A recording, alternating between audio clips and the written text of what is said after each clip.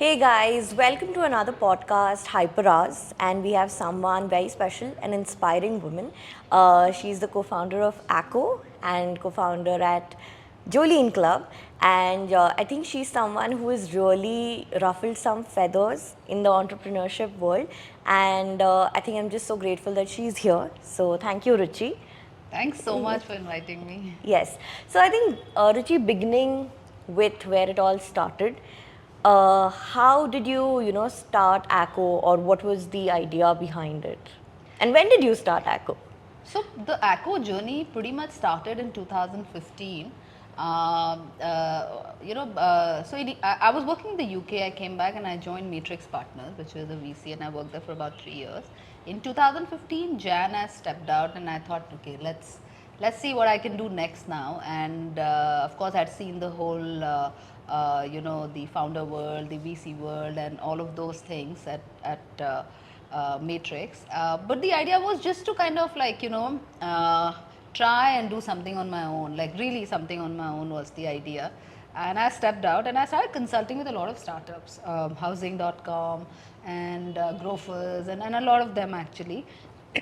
So along the journey, actually, this process, I met Varun. Varun is the founder of Acko, and he was running a company called CoverFox at that time, which is an insurance distribution platform.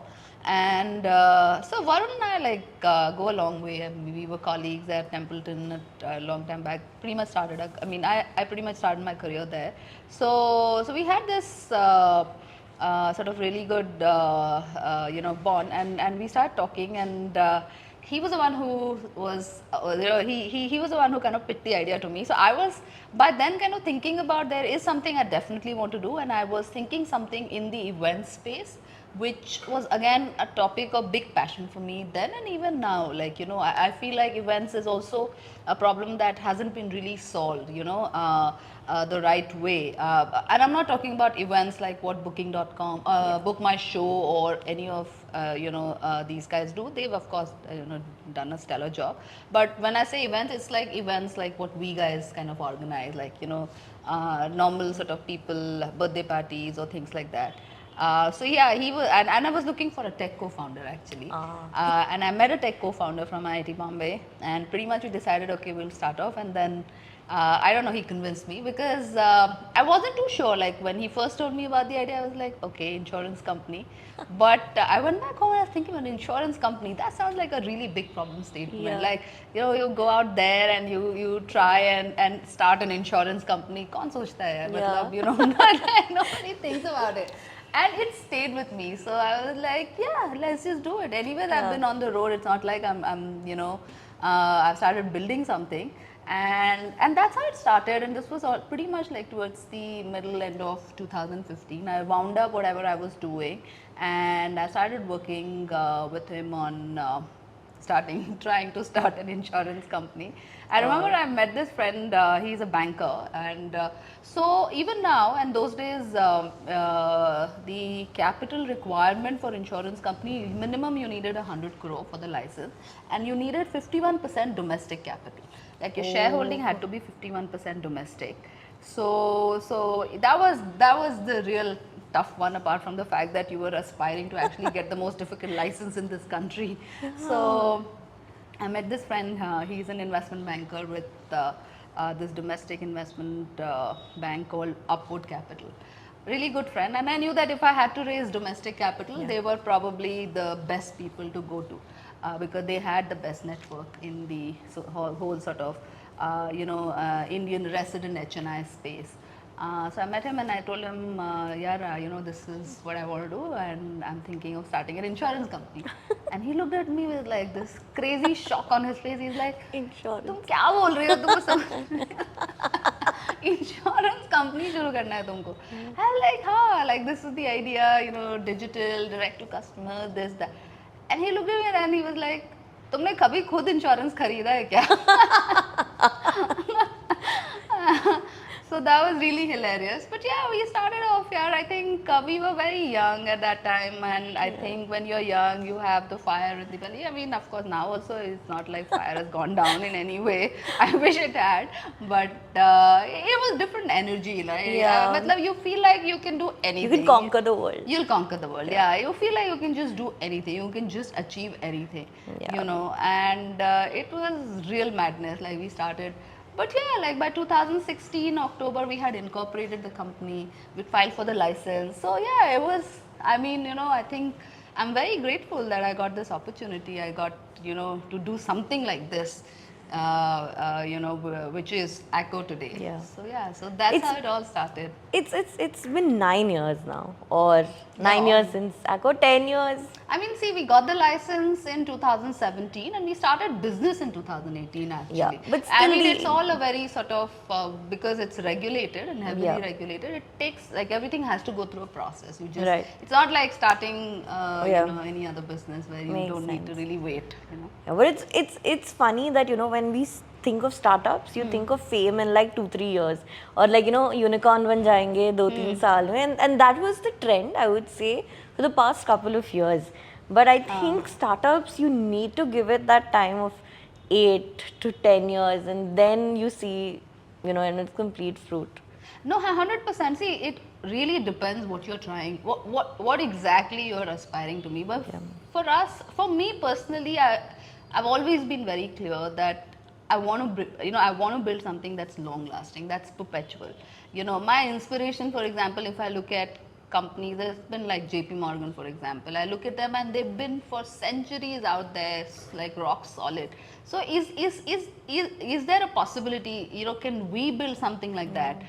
For me, that has always been the challenge, that has always been the aspiration.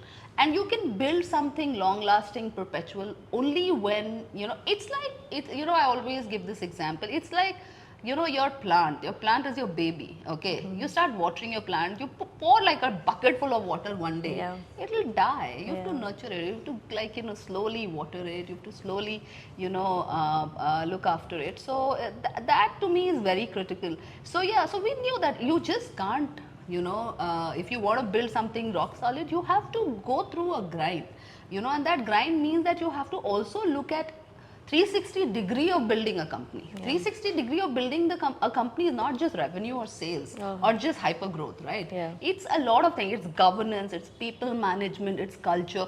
Everything has to conjure up together for you to actually build something that you will actually feel proud of. You can probably build something for short term, make maybe some good money, and then you're done. But again, it's very individualistic what you want from your, you know, sort of journey.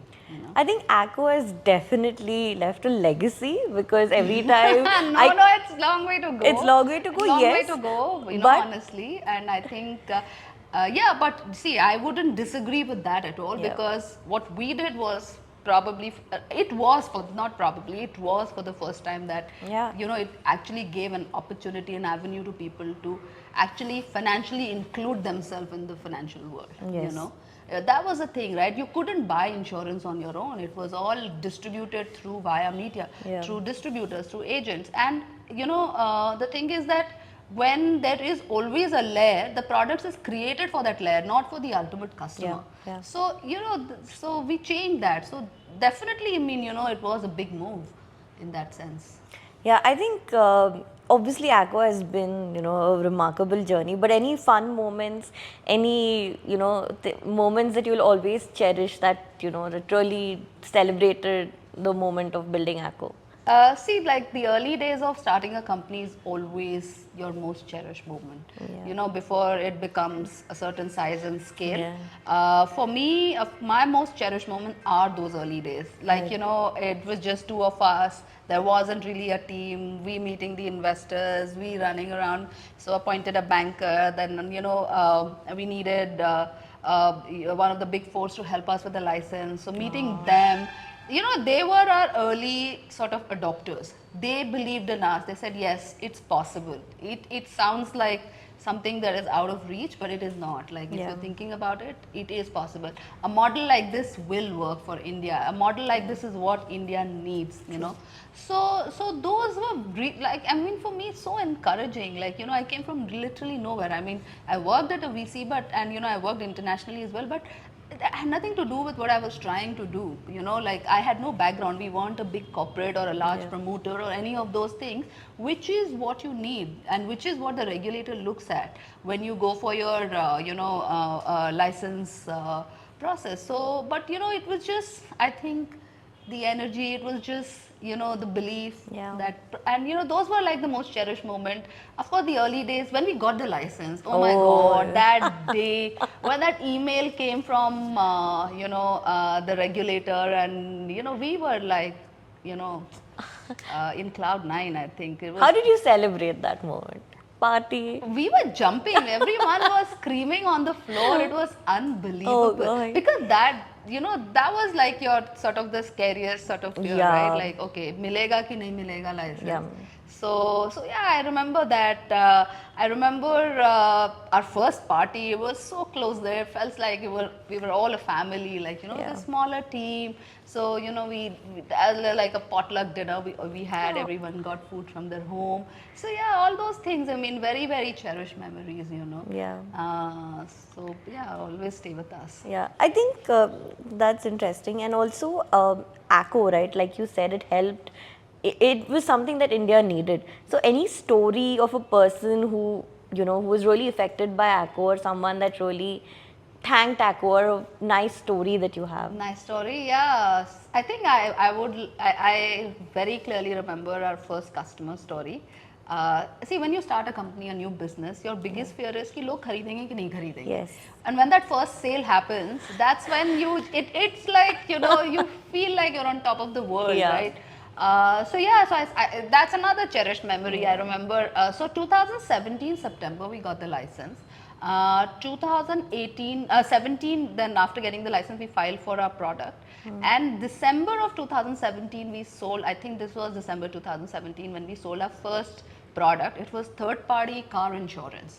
Because for selling third party, you didn't really need a regulator's approval. It's a product that's already designed by the regulator. So it's off the shelf. You pick it up and start selling. So we took it live, and the person who bought it was in Hyderabad. This gentleman, and I think that day it was a Friday. We were few of us on the floor, and the guy was heading, Perf at that time. He came running to me, Ruchi, first policy big gaya. And we were like, oh shit, really, kaun hai? Who bought Acko? Because see, insurance also is a very, very trust-based product. You want to buy insurance from a company which you know will actually be there for you when the claim happens. Okay. So for us it was like, oh my god, really? Matlab, Acko ko kaun janta hai? We hadn't started really our brand marketing or any of those things by then. But the first customer who bought it, this person in Hyderabad, so we quickly called him up. And I was like, sir, आपने Acko क्यों खरीदा? Like, you know, so he said, madam, मेरा car का policy expire होने वाला था, तो मैंने Google किया, तो आपका आया, तो मैंने देखा कि मैं तो ये खुद ही खरीद सकता हूँ. I can buy this on my own. Now that was like that big moment. Ki this person, this actually telling you what you set out to build, right? That he can buy an insurance policy on his own. Wow. That empowerment to me was like, oh my god, this is seriously amazing. And so he said, I thought, तो मैंने खरीद लिया madam, मुझे बहुत अच्छा लगा. I asked him how was the purchase journey, because insurance purchase journey also, which we have of course solved to a large extent, but is also a very painful. I mean, it was like, it's really painful because no one really invested in tech or even any kind of data or just trying to actually make that seamless, and everything was distributed through agents and distributors, so there was no need also. So yeah, here was this person who bought an insurance as soon as we made it live from Acko. What was the order value? TMF हो गया, बहुत ही amazing. What was the order value? I don't remember exactly. It could be anything, but I don't remember. But third party insurance would be about 5.5, 6 grand types. That's a lot, yeah. I mean, good. I mean, of course, it's very different now, but It doesn't matter. The value didn't matter at that time. But the fact that we had our But that order. first check is just something very, very precious. Yeah, That is for sure. And sometimes you feel ki, am I building the right thing? And when you get the validation from your customers, then you're like, acha, But you're see, this building. question always came up through our journey when we were meeting people कि यार लोग insurance खुद से क्यों खरीदेंगे? And I was like, क्यों नहीं खरीदेंगे? You know, and so like going back to the time when we started off and I met this friend and he said तुमने कभी खरीदा? And I actually bought a car insurance, my car insurance for the first time after that. And it killed me. Yeah. It was a 3-day process. I'm going to name the insurance company. 3 दिन madam आप email पे RC भेजिए, madam आपका driving licence भेजिए. मुझे तो RC क्या होता पता नहीं. Yes, yes. So it was as hilarious, but yeah, like you know, it started from there, and yeah, this is where we are. So, coming to this, right? So, any financial advice you would give your younger self?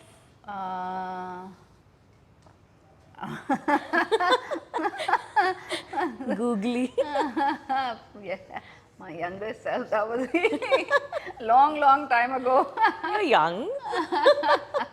Yeah, but that younger self was something else. I don't know, you know, honestly, when I started my career, I'll be honest with you. I mean, I came from a small town. I grew up in middle class. We didn't have any the only thing we had was education and the support that our parents, you know, and the belief that they had in us that you know you will, you know, do something with your life.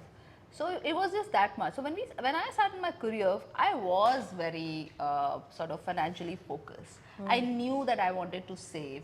I knew that I wanted to buy a house and I wanted to work towards it. While I of course knew that I wanted to also enjoy travel, but I was very calculated honestly when I was young, when I started my career, which is almost 15 years back. But yeah, anything I would have done better.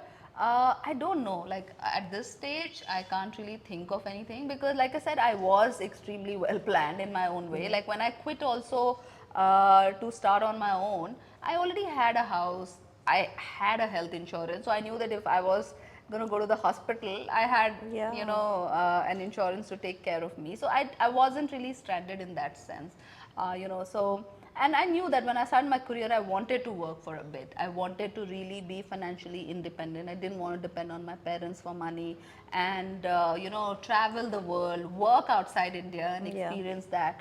So, you know, it was very sort of in that manner that it flowed for me. So, you know, honestly, like, I don't know if I look back and say, I mean, I'm really grateful to myself for being at least a little sort of more you know, not so reckless in that sense, but and that's why I believe that it's really important to kind of. So I started investing very early. I was 24, you know, when I started investing. And nothing, you know, I had my bank account with Citibank at that time, and Citibank would have all the mutual fund options. I would read up on them, and I would ask my colleagues or my friends or my husband, and I would just every month do a SIP. Every month do a SIP, that's about it, you know. I was very clear that if I'm earning 10,000 rupees, 2,000 has to go into SIP. Because I was very early on, I mean, throughout my growing up years and my college years, that I knew that, you know, I didn't want to really go back to my parents for money. I wanted to be fully financially independent. And that's what I even tell anybody, my younger cousins or my colleagues or the girls, you know, who join it, like, you know, just earn your money, save your own money, यार, और अपने पैसे बचाओ और अपने पैसे अपने पास रखो. And plan your own thing, यार. Don't have to really be like, okay, you know, my money is just pocket money and my husband's money and my money. All that is where the, you know, the plunge starts happening. But what molded you into this? Like, was there a role model? Was there an incident in your life that made you think like this? See, my parents molded me. My parents were very clear from day one that I needed to have a career. They were very clear that, you know, I remember this incident of my life and it has stayed with me. So I must have been maybe 11, maybe 12 or 13-year-old, and me and my cousins, and we were 4 girls and 1 boy, and we were like, you know, generally hanging out, playing, chilling, laughing, and my aunt, she walks in, and this boy cousin of mine whose son he was, She's like, these girls will get married and go one day. You've been wasting your time doing nothing. What are you doing, you know? And as soon as she left, my mom called me and she said, maybe others will get married, but you don't have that choice. So you also work hard, please, and do something with your life. So they made it very clear from day one that nothing doing. Like, you know, my pocket monies were very, very strict. I couldn't really ask for even a rupee, a penny extra. So I knew that I had to really, really fend for myself, which was amazing. I'm so grateful that they were such a hard taskmaster with me. It really helped me, you know. That's great. So I knew what I wanted. I was very clear from day one. So I started managing my own money. I mean, my father started sending me to the bank when I was 12-year-old. Go deposit a demand draft, go deposit a check, paisa withdraw karke lao. That time there was no digital banking in all 90s I'm talking about. So I was anyway, so it's very important also for every parent of young girl to introduce her to this kind of a world. Give her, you know, smaller ways to experience investing, banking, financials, everything that has been typecasted and stereotyped into something that's made for men. Yeah. Very important. Yeah. You know. I think this is so weird that my husband, he hates doing this. Yeah. So he hates the insurance stuff. He hates the bank related stuff. He's like, Neha, just take care of it. And it's just like, okay, you know, because for him probably that's difficult. But if it was stereotyped, I would be like, I don't know how to do it. You know, tum hi kar lo. Exactly. Yes, Imagine exactly. what a nightmare. So neither of us would have health insurance. Yeah. Neither of us would have insurance in our car, or neither of us would know how to do savings. Yeah. So yes, I think the times have changed, and I think that's due to women like you. I think you know No, that no. is true. Trust No. me, we need way more women like us. Maybe I would like to put it like that. If anything has to change, but we are very few of us today. Yeah. We are a huge minority. That is true. That is true. Yeah. And I think the minority aspect, even in the corporate world, right? Like there are so many nuances. At least for me, I think for you, you would have also faced something similar. Like when you go to an investment room asking for money, right? You're the only woman over there, and when you're trying to speak something about numbers, it's the man who would look up, the investors would look up to for assurance. So have you faced something like this? Yeah, so personally, it didn't happen to me. I also maybe because I don't think that much. Okay, I just do. Yeah. I don't care. Like, you know, what's happening in the room, who's thinking what. Of course, there have been occasions where I felt like shit. I probably, you know, I couldn't break into that cartel or that group because of whatever reason. But largely the way I have operated is that you do what you have to do. Yeah. Now, if you are genuinely good, people will take notice. That's true. That always happens. There is no doubt that there is, like I said, you know, there is whatever now, whatever you call it, bro culture or the frat house or, you know, the cartelism that happens and all of those things. But that's everywhere, honestly. I went to a girls' college and I can tell you, exclusion is a thing that is very prevalent there as well. Yeah. I went through a huge amount of exclusion and a huge amount of bias there too. You know, it wasn't that I didn't. You know, it's everywhere. It's in little children. Yeah. I have 7-year-old twins, boy and girl. Okay. Okay. I started watching and observing these little kids, you know, as soon as COVID got over and they started playing outside. The boys have made their own gang and the girls have made their own gang. The girls also do not allow the boys to come and play with them. Oh. There are boys who want to play with the girls, but they're like, no, we don't want to play with boys. You want to play with us, you can't play with that boy.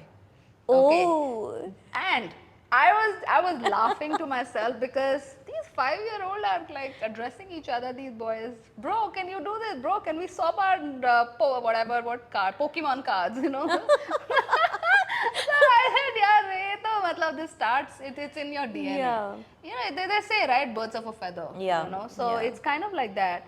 Now it's really like, you know, on us. One is, there is a natural inclination.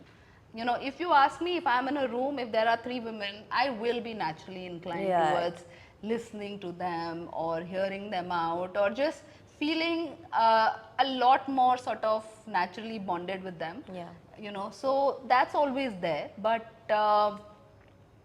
This whole sort of the man's world and facing that, I probably also got a little lucky, maybe because my co-founder was a man. Yeah. Okay, Yeah. through the journey. So I think all that helped a little bit. Uh, but whether these things exist or not, it does. I've heard some really, really terrible stories about women who've gone through some terrible things. It's quite sad. I wish. See, the problem is that we expect a lot of kindness from the world, especially the corporate Yeah. world. But the corporate world is dog eat dog Yeah, world. yeah, yeah. It's a very different Yeah. world. So it definitely hurts. It leaves you with a really bad taste, and maybe you feel a little jaded. Yeah. But I think the important thing is to actually just completely shake it off, Yeah. move on, figure your. If you're passionate about something, you'll figure it Yeah, out. It'll happen. that is true. It'll happen. And you mentioned something very interesting, bro culture. Yeah. What is it? Define bro culture. I don't know. I honestly, like I said, for me, I faced exclusion in an all-girls college as Yeah. well. Okay. I faced exclusion in normal walks of life as well. Yeah. And if you go back and reflect, you will also realize, हाँ होता है यार. Yeah. मतलब, I would have probably indirectly or subconsciously excluded a lot of people without even realizing that, oh yes, because Yeah. it happens, right? I mean, I remember when I was working in the UK, I had this natural tendency, like if there was a group or a party where I was, I would be very, very naturally inclined towards going to a group which was an all-Indian group. Indian, yes. Go there and have a chat with them. Yeah. Why wouldn't I want and go around and hang out a little bit with the all-white group? Right. But it just, I think, probably ingrained in us. This is Yeah. what has happened. Yeah. Now, bro culture, it does exist. Of course, they'll go for their sutta breaks. They'll, have their thing where they suddenly and I felt very jealous of that. The reason I feel jealous of that is because we are so small in number at workplace. Yeah. You can never make a club or women's club because we are very small in number. And the other problem is that we also have a way of operating. We walk in, we do our work, we want to go back home Yeah. and do our work there or whatever. Yeah. We don't want to spend our time kind of doing other stuff. So where are you even bonding or creating a community for yourself? You're not. You Yeah. have to invest time behind it. The boys are very clear. Yeah, they'll have their drinks night, they'll go for all boys trip, and those things are changing now. Of Yes. course, it's changed drastically. You have a lot of these communities that have come up, and brands that are trying to foster that. Very important. Right. But do I harness a grudge against the bro culture? No. No. I probably was a part of it myself. Yes. Yes. In some sense. So it does exist. And the other thing is, if we are expecting kindness, I feel we also need to give kindness back. Yeah. Okay.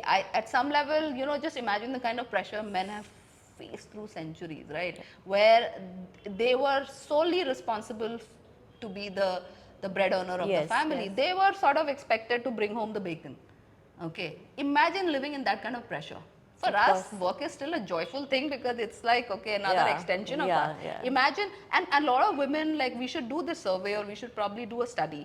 A lot of women, especially male founders' wife, okay, who are actually responsible for the bread earner, to be the bread earner because the husband's building something, they are bootstrapped. Yeah. We should ask them. And they will probably reflect and understand the kind of pressure men have faced for centuries because they had to really run the household. Yes. In that sense. So I think, it has to, if the world has to become a fairer and a better place, we will have to kind of start giving back as well. Cut a little slack to them as well. Yeah. It's not like men don't go through exclusion at workplace. They do. There will always be a group of whatever, these sort of powerful men at work who will exclude other men as well. They faced it too. It's always there. You know? I think it's just evolution, right? Because you want to stick with the group that is fittest, right? And you don't want to be the minority, or you don't want to be the pack in the wolf who is the weakest. Yeah. So it's just evolution where you just stick with people who are in power. Yeah. See, the good thing is that things are changing because there is a lot of discourse around it. The important thing is to speak about these things. I think the important thing that every organization culturally has to change is, and people have to change, and it's applicable equally to men and women both, is that allow people to speak their mind. Okay, let them have a point of view. Even if it's something very stupid, encourage them. Let them in a group, in a meeting, in a discussion, have that point of view. It could be something very silly, but there's no reason to dismiss it or laugh at it or snigger at it, because really, it's a point of view. Yeah. Every point of view is just a point of view. Yeah. You may not take that into account, but all the least we can do is being honest to that. Let Right. every human being, the least they deserve is to have, you know, their voice. And I think organization culturally, if they have to really change things, they don't need to really, like, of course there are diversity policy, hire more women, this, that. First you need to change is this. Yeah. Let people have a voice. Yes. Don't judge them. Don't, like, you know, completely sort of disregard them because they said something that is maybe blasphemous. Yeah. You Yeah. know, or something that the, or you know, is not something that maybe the majority wants to listen to. Yeah. That is very critical in my view. That could change things drastically for us as well as women, you know. Yeah, that's true. Yes, I think that's something that, you know, that does, I think it'll take time, but I think it's changing. I feel the time Yeah. when I started to now, I would say even in 2 years, it has changed Yeah. quite a lot, and I think that's there. Um, Coming now to your new venture, right, Jolene Club. Jolene, Jolene.club is actually the website. Okay, It's I'm just sorry. Jolene, So yeah. Jolene, right? Yeah. Sorry about that. Yeah. So Jolene. So Yeah. how is the transition from running an insurance company Yeah. to an apparel brand which is chic, which is, you know, classy, which is different? How is that? Uh, Big roller coaster. First of all, I never thought I'll step out of Acko at all. I thought, ho gaya, this is be all end all. But again, I'm very grateful that there shouldn't ever be a be all end all. You know, till you hang up your boots literally. So I think personally, I really enjoy the experiences, the opportunities that life has given me. I got to work in the UK. I worked with a VC. I consulted with these startups way back in 2015 when the startup scene was just kind of, you know, Yes. bursting up, you know, in India. So, you know, I have been very lucky in that sense that I got to experience bits and pieces of everything, and then I built Acko. But yeah, with Acko, I felt like, yeah, now this is where I'm going to be forever. But yeah, you know, like, I love fashion, okay, and I love dressing up as well, okay. I started feeling that gap. I started feeling like, okay, this whole thing which used to be called retail therapy is becoming a retail stress, because what am I really getting in the market? I want to Yeah. wear really smart clothes, because what does it do to me? It really makes me confident. Yeah. When I enter my workspace or a party or a friend's house, if I feel it's my own confidence, right? Right. If I feel like I'm dressed well, I want something that's an extension of me and that really defines me, I feel confident. I handle myself with a lot of poise and a lot of confidence. So I felt like that was not happening. I was struggling. The other thing is, shopping, like I said, became a nightmare. Yeah, you know, retail therapy. Matlab, you know, like, you wanted a basic plain good white T-shirt, let's say, very hard. You don't know where to go. Yeah, You know, yeah. so you know, so I mean, I love fashion. I really love, like, you know, if there was something else that I was doing apart from Icon, I play a lot of sports as well, but you know, I love following fashion, what's really happening globally, the quiet luxury and this and that, and then the gap. And then in my discussion with my friends, family, peer group, colleagues and everything, the same kind of, you know, kuch milta hi nahi hai. Yeah. Kuch milta hi nahi hai. What do you need? You need a basic good shirt, Yeah. but good quality. I don't want to buy a shirt every 2 months. Yes. Forget 2 months, yeah. I mean, abhi to aisa tha ki literally, like, you're buying it every month. Yes. A simple plain white shirt, let's say. So you know, the gap kind of, like, you know, that whole sort of need, and my research, my talking to people started becoming really, really obvious. And but having said that, it wasn't like I was thinking, okay, I go chhod ke abhi main start a fashion brand. I Yeah. mean, honestly, is there a dearth of fashion brand? There isn't. Maybe they don't fulfill my need. Okay, I Right. remember I told Varun that maybe I think I'll start a fashion brand. He said, yeah, because you don't get anything. There's nothing available in Kormani. So you know, so of course, but the gap to me started becoming very obvious. But more than that, it also was something that I loved. When you love something and then you start looking at that gap in the market, that's how products gets created, that's how businesses gets built, right? It's something that starts fulfilling a big gap or need for human sort of, Right. you know, lifestyle. So it was it was quite a knee jerk. It was very all of a sudden that I just decided that I have to do this. Also, that happened because overnight I had this idea of Jolene. Okay, Oh. what is this Jolene? Like, there are a lot of apparel brand, but really, does that brand make me feel like that they have a personality? Is this a person? I couldn't find that answer anywhere. I kept looking around me like, okay, is this brand a person? What type of person is this brand? Okay, Yes. for me, I will resonate with a brand which is who we are as a woman, or people today. All of us are self-made. First of Yes. all, we all came from small towns, from really middle class families. Our parents worked hard to give us education because they knew that was the only thing that could Yeah. probably lead us to who we are today. Okay, so does any brand really connect to me at that level? No.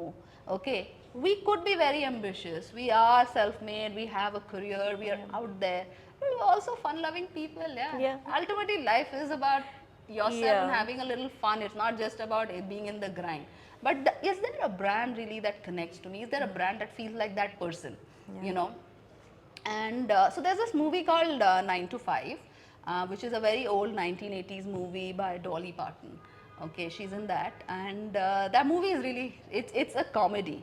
Okay, Oh. but that also touches upon a very serious, and 1980s, of course, this was way more serious. The whole sort of equality at work, equal Oh. pay for women, and this movie, the name it derived from an organization called 9 to 5 in the US that actually worked on themes like these. Oh. So they were trying to actually bring that, so there's just some, that movie somehow just came to me, and then I heard, I mean, that song Jolene is of course a cult song, and I said, yeah, my brand is this person. If Right. there has to be a fashion brand, it's not just about selling clothes. There's so much aspiration, personality, character, Yeah. and all of this comes from who we are, all of us today. Okay, True. that's why we relate to each other. So that's how Jolene happened. Overnight, I wrote a thesis for the brand. Rishabh, who's my co-founder now and also my husband, he said, "You've spoken about a brand like this forever. Why don't you write it down and show me what is it in your head?" So I said, "Okay, challenge accepted." Okay. Then I wrote this. So the brand came about like that. So the question was whether the problem statement is really big or not. The opportunity size is really big or not. For me, that has always been Yeah. the most important thing. So it started with an area of interest: financial services, financial inclusion, empowerment, making financial product relevant was something that I was passionate about. I loved. So Acko happened. Here I was passionate about fashion. I love fashion. Fashion that's relevant, Yeah. fashion that's really relevant, not like just anything that happens on the runway and you're not relevant in real life. Yeah. So it came from there, but then the brand personality, the brand got condensed, and then the question was, opportunity bada hai ki nahi, challenge bada hai ki nahi? Challenge bahut bada tha, because there are like some hazar apparel Yeah. brand, like so the question was, is there a need for another fashion brand in all of this? Right. Yes, because what you need for your day-to-day life, basic wardrobe, good quality staples to start from, Yeah. and maybe a few exciting clothes. That's Yeah. about it. Shopping should be fun. Shopping should not be stressful that every month you have to go out there and buy that simple plain basic t-shirt. Yeah. So solve for that, solve for the wardrobe need. Yes. Okay, so the problem statement was big, the challenge was big, to basically come up in the whole sort of clutter of the fashion world that exists today. And then the opportunity size, of course, is huge. Yeah, the TAM is big Huge. and all of Yeah. that. So the decision was made. I had a co-founder ready for me who came with really good supply chain sourcing, all of those experiences, because Right. he'd built Grofers and Dealshare and all of Right. that. I was like, yeah, it's like a ready opportunity for me.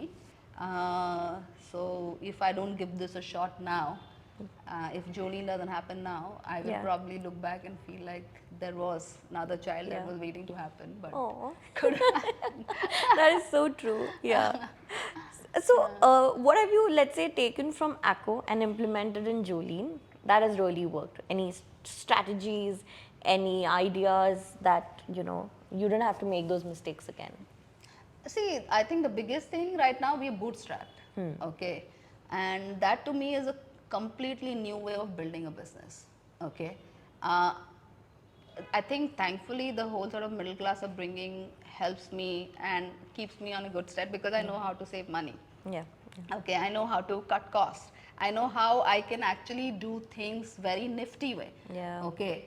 But my whole sort of the large scale experience at Acko helps me see that bigger picture. Yes. How do I get to that? How do I make this an international brand? With Jolene, I didn't start Jolene because I want another fashion brand in India. India is a wealth of fabric and textile. Yeah. It was an eye opener for me. Oh. Because when I started, and we started last year in June, and we hired a sourcing head, and I told him India में तो यार अच्छे fabrics नहीं मिलते हैं, आप China से मंगाओ. तो ही laughed at me. He said आप देखोगे तो आप शॉक हो जाओगे कि इंडिया में कितने अच्छे फैब्रिक और टेक्सटाइल मिलते हैं. तो मैंने कहा कोई बनाता क्यों नहीं है?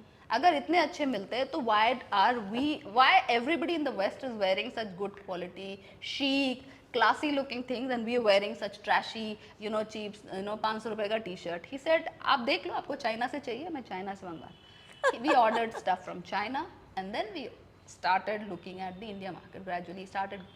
I'm telling you, I was floored. I was like, this country is like a wealth of resources. That's It's just about the intention. It's just about the drive. What you want to really give to, the people here. You know, Right. what do we deserve? The other thing is the whole dressing has changed. The way we dress up. Like, do I wear when I started my career, I used to wear really formal clothes. Do I really wear formal clothes? No. Yeah. But I don't think brands have evolved in that manner. Yeah. Yeah. Denim is such a big staple. Yes. But yes. really, like, do I really have a good option for denim? Something that I can wear literally for 20 hours? No. No. It's either too Yeah. unbreathable Yeah. or it's too. Yeah. So interestingly for denim as well, Turkey is now supposedly the big hub of denim. So all your European brand, including Inditex, they source from Turkey. Okay. Oh. And I was like, Turkey jana hai, Turkey jana hai, Turkey. And then one fine day, this is Jolene denim, and I'll show you the next lot that comes out. Yes. And so it has been a little, because I was a little snooty in that sense. I was like, yaar, I love these very sort of Ralph Lauren type clothes. Right. Okay, so I was hunting for them all the time. कि India में तो मिलेगा ही नहीं ऐसा fabric, ठीक है? But it was like a complete eye opener. The Wonderful. fabric, everything, it's amazing. Wonderful. So यार जब इतना available है हमारे देश में तो फिर यार बना सकते हैं ना. Yeah. I mean that to me, like, I was like, let's just go for the kill. Yeah. No, and I want to see Jolene as a global brand. Exactly. I think that should be your aim. That's the aspiration. Yeah. कि India से कोई क्यों नहीं brand निकला आज तक? Why isn't there a Exactly. single brand when now there's like so much available in India? Yeah. Manufacturing talent is amazing in India. तो क्यों नहीं निकल रहा है? Yeah, like you go to, you go abroad and you see these clothes that say made in India, Ah. right? Or made in Bangladesh or something like Yeah. that. But that means India is that source, and if from India you have a global brand, Yeah. I think the tab or the opportunity It's is possible. huge. It's huge. It's possible. Yeah. It's really possible. Yeah. So you have to be connected. You have to love fashion first of Right. all. At the core of everything is Yeah. the love for the actual product that you're building. Yeah, and fashion for me has been an armor, like you said, right? Like if I want to go into, let's say, my workspace or a meeting, if I have to feel confident, I have to look confident, right? And sometimes that's the only way, because there are bad days, right? Yeah. There are days where you just don't want to do anything and you just want to be like, no, I don't have the courage in me. But you put on something nice, Yeah. and that just becomes your armor. So Yeah. is that true for you as well? 100%. Like growing up, I was actually like, my father especially, he said कि लोगों की पहचान कपड़ों से नहीं होती है, तो तुम ये क्या हर वक्त हर फेस्टिवल में तुमको नए कपड़े क्यों चाहिए? That is what was fed to me. Okay. So I grew up thinking, yeah, clothes are redundant. Like, shallow people really take interest in dressing up. But every time I dressed up well to work, I was a different person. So true. Of course, you can't live in the whole sort of, wanting to, in the vanity world of fashion. but fashion, the clothes have a meaning, yeah. You Yeah. know, and these are simple clothes. You don't need some, big runway Yeah. styles to feel confident at work. But Yeah. yeah, you need like good quality first of all, That's true. good style, comfortable. So and style now we all, there's a global style in fashion. Yeah. There isn't any Indian style or whatever. We are Indian body type for sure. Yes. Okay, but everything is global. So yeah, all you need to do is to actually align it to the right body type to make it at least more useful. Right. And since obviously the challenge, right? I mean, you'd probably figure out Acko, anything in insurance, you're the go-to person, you know everything. But Jolene, I'm not. Jolene, what was the biggest struggle? Like sourcing, I mean, yes, the way of, the lack of knowledge. But what was another challenge where Yeah. it just didn't work out for you? At Jolene, see, Yeah. we've just started. We launched on November 1st, so there hasn't been much time. I think too early to say. But more than challenge, I think the most frustrating. So we actually went the hard way with Jolene to create fashion product. Okay, we didn't decide to just buy in wholesale and start selling it. We started doing our R&D on fabric, on product, on styling, on everything. So we would create a sample, we would do research on fabric, इसमें cotton कितना है, modal कितना है, how much stretch is there in this denim, all of those things. So when you go the hard way, and that's why probably everyone stopped making fashion product, because it is indeed very tough. Unlike with insurance where it was just a paper, okay, the product was ready, it was just on paper. Here there is a manufacturing rigor which can go up to 6 months as well, okay. Right. So that process of product development, of course, is something that sometimes like irritates me. I'm like, wow, we've cracked a great design, the style will, like, people will love it, but अब इसको बनवाने के लिए मुझे 2 महीने लगेंगे. तो Right. of course that, and like good things don't come easy, so it's kind of like that. So that to me is a challenge, and that to me is a really good problem to solve, as to how do I really make my supply chain completely like like Makhan. butter. Yeah. So that's what you're working on. And how do you really make this something that is also very viable from a business point of view, but is also something that's really exciting? Wow, wonderful. I think from Acko to Jolene, I think, I think Jolene is still a long way to go. I Yeah. think I want to see it in Paris, I want to see it in New York, Yeah. Oh my San God, Francisco, yeah. like, I want to see it in those places. But if you had to give one advice to, an entrepreneur starting today in any field, right, be it tech, be it fashion, what's that one advice that you would give them? See, don't start a business, don't start up just because you're going to raise money. Start up if you feel passionate about a problem. Start up if you feel passionate about building a product. Start up if you can really solve a problem that can actually improve life Yeah. for us. Yeah. That is very important. Okay, build with the mindset of building something that could last generations. Okay, really think about that. Don't be short term. Capital will come, yeah. There is Yeah. no dearth of capital. I mean, investors also have to invest money and make money, right? That's Yes. their business. But when you get stuck in that whole sort of that world of wanting to really start up, because there is the every valuation jump is where the glory will come for. To me, Yeah. that's honestly a little sad. But so that is something I would tell people. The biggest satisfaction or the takeaway from a journey of building something is actually the experience, okay, of doing things, getting your hands dirty in everything. You actually set out to build something because you don't want to be constrained in a role. Yes, You want to have a little bit of a pie of everything, right? So true. So enjoy that, yeah. Like enjoy that journey, enjoy that whole process, because Yeah. in the end the money or whatever will not matter. Who cares, yeah? Like what will matter is the experience that you take Yeah. back, and the sort of the memories of it, to be honest. Right. And if you've been very lucky to build something that can last many generations, and you actually leave that legacy behind, imagine how Yeah. great that would be. So you said legacy quite a few times. So what do you want Ruchi's legacy to be? Like, if I have to say this is what your legacy, what do Uh, you want it to be remembered as? See if oh yeah, I never thought about that, to be honest. Real big words with that. I want to leave behind a personal legacy. I don't know. I don't want it to be about me. Or with Acko as well, I wanted it to be about the institution. So that's why I did it. Okay, because I felt like if there can be a financial institution of this nature, okay, which has really changed, the course of this country, then it makes sense.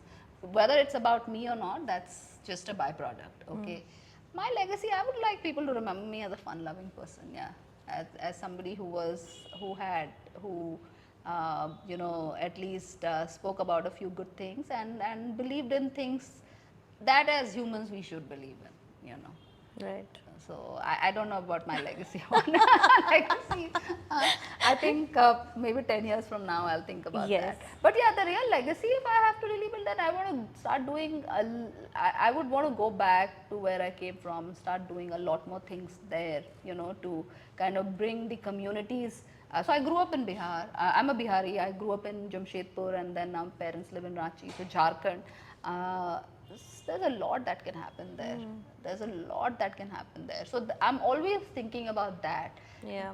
Is there a way I can actually go back and do something there? Yeah. If that happens, I'll feel like, yeah, I built a real legacy. Yeah. Maybe I did something really worth it. For now, it's very hard for me to really give myself a pat on my shoulder to say, oh, I did something. It's fine. It's everyone is doing something. Yeah, it's not a great shake. You're being too humble. Like Acko, like that's just insane. No, no, I'm not being humble. You're I'm into being it wrong. real. I'm No. telling you. You have to be real and true to yourself. Okay, so I'm just being that much. But yeah, I mean, that is right now always brewing in my head that, okay, I've done all of these things, but I want to, like, I'm still trying to find that really big impact, Yeah. you know. But yes, I think wonderful discussion. I think thanks for being here. I think your insights, your journey, and yes, I think from this conversation, I know you're a fun-loving person. I Yeah, think yeah. that legacy is definitely staying. But yes, thanks for being here. Thanks for being part of our special episode on Women's Thank Day. you so much. Yeah. Thanks for having me. I think Yes. it was great. And yeah, all the Sure. best to you guys. Thanks. So thanks guys for watching. We'll catch you again in another episode of Hyper Hours.